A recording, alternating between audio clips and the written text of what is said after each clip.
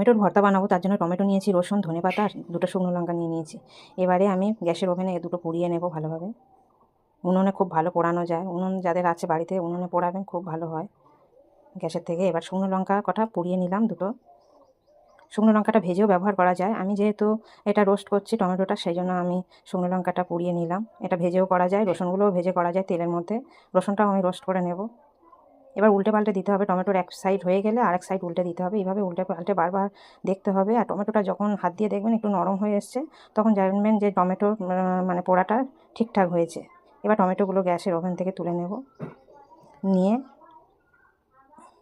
টমেটোর উপরে পোড়া স্কিনটা আমি বাদ দিয়ে দেবো, কারণ এগুলো গালে পড়লে বাজে লাগে।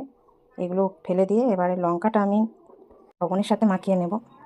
প্রচণ্ড গরম, একটু কাঁটা চামচ দিয়ে একটু চেপে নিলাম। এবার লঙ্কা, রসুন আর একটু লবণের সাথে ভালো